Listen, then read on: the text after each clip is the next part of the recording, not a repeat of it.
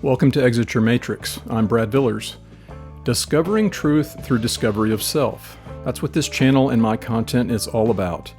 And discovery of self isn't whether your preference is watching football over baseball, Netflix over Amazon Prime, or drinking scotch over whiskey, although, if you must know, this is scotch.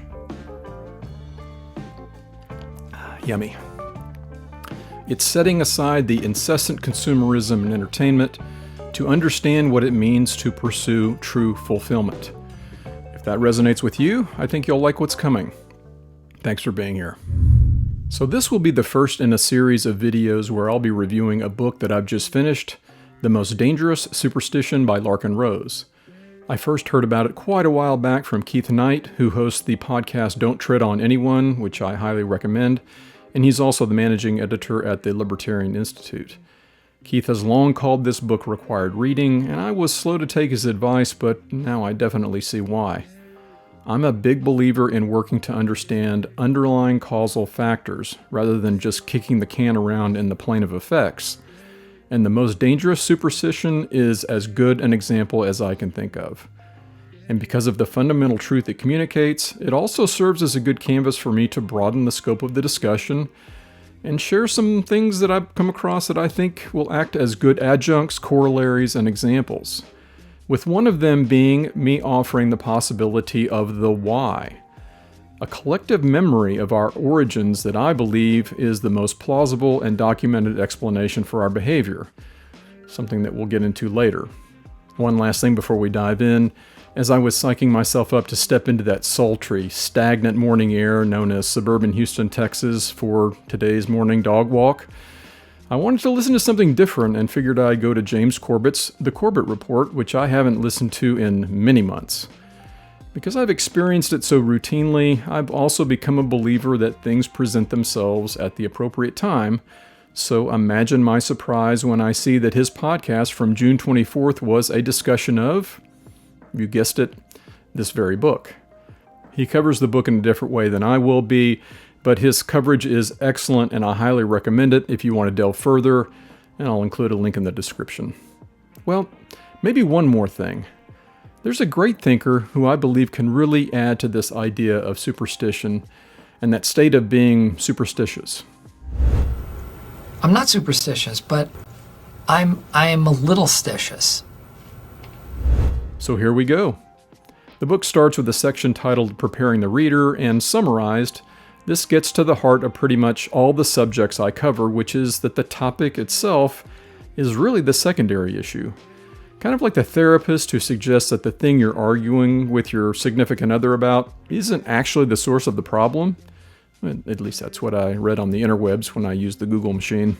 The primary issue, in my opinion, is the state of the reader's mind, and more specifically, the indoctrination that is acted on it, and will almost certainly result in distress, if not outright disbelief and possibly anger when you hear what the book has to say. The source of that distress is not something the author points to, but can fairly be chalked up to cognitive dissonance, which is the discomfort we experience when evaluating two contradictory beliefs. My sense is that the ideas presented in this book will definitely be espousing beliefs that are contrary to what you've been taught, which is certainly true for me. I think Aristotle summarized it well, and we can benefit from his thoughts as we move forward. Quote, "It is the mark of an educated mind to be able to entertain an idea without judging it." Now let's take a little detour here and let me ask you this.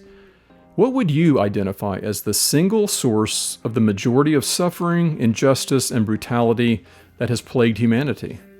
Crazed villains like Hitler, Stalin, or Pol Pot, malevolent secret societies, murderous political ideologies like communism or fascism, war, greed, hatred, Bill Gates? Hi there, and excuse the interruption. You've heard the appeal so many times to subscribe, like, share, hit the thumbs up, but I'd like to think mine is unique. And that's because I know full well that this information is well off the beaten path and, in many ways, extremely unpopular. I mean, who goes to YouTube looking for some guy asking him to think, of all things? Nobody wants that. But please give it some thought. I'm doing this in a sincere attempt to draw attention to things I believe we all should be paying attention to. as a wake-up call. So let's get back to it, and again, thanks for taking the time to be here.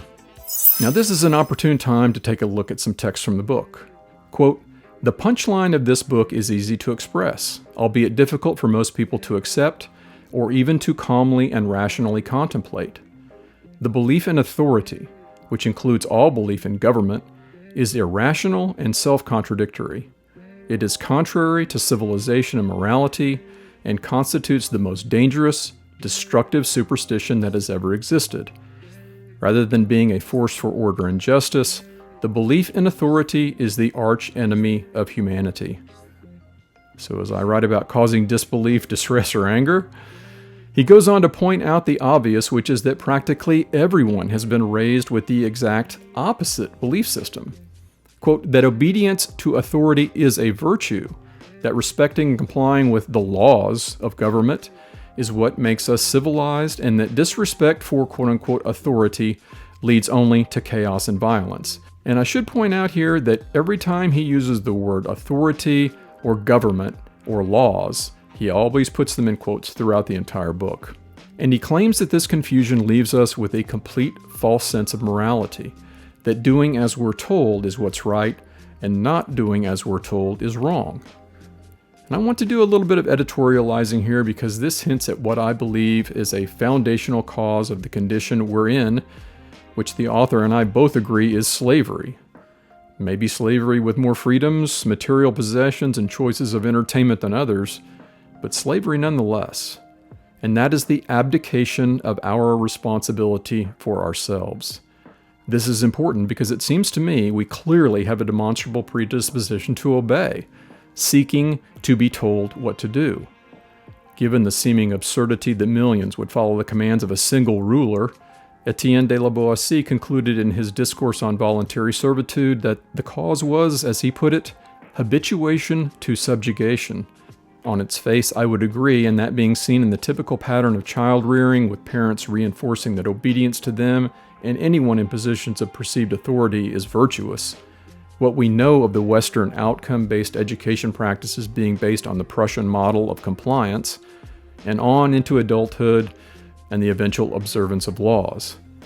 But as I alluded to earlier, I believe it goes much deeper, and once we've absorbed more of the book's themes, I'll lay that out. I definitely agree with the author's observation that this divergence from our own conscience and seeming desire to find morality outside of ourselves in these various forms of authority is dangerous and has led to tremendous suffering. I think it's summarized well where he writes, quote, "The evils that have been committed in spite of authority are trivial compared to the evils that have been committed in the name of authority." But government, isn't that the mechanism through which we, the powerful voters, summon the worldly forces to ensure civilization can be maintained? If you can keep an open mind and revel in cognitive dissonance, I think the reasoning Larken Rose offers will cause you to completely rethink that notion.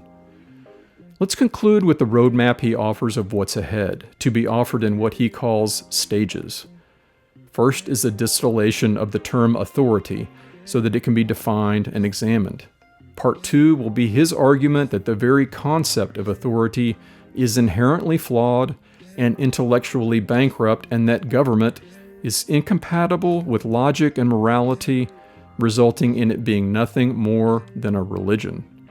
In Part 3, he will demonstrate how and why the belief in authority has catastrophic impacts on both the perceptions and actions of otherwise peaceful people, leading them to conduct violence and commit atrocities. Finally, Part 4 will be his glimpse into how the world will look without authority, and the methods through which we might achieve true peace and justice. Until then, I leave you with this. As I've maintained from the very beginning, the answers, however unpleasant and inconvenient, are always to be found in the mirror. I hope this has been informative, and please join me when we continue our exploration of Larken Rose's The Most Dangerous Superstition. Be well.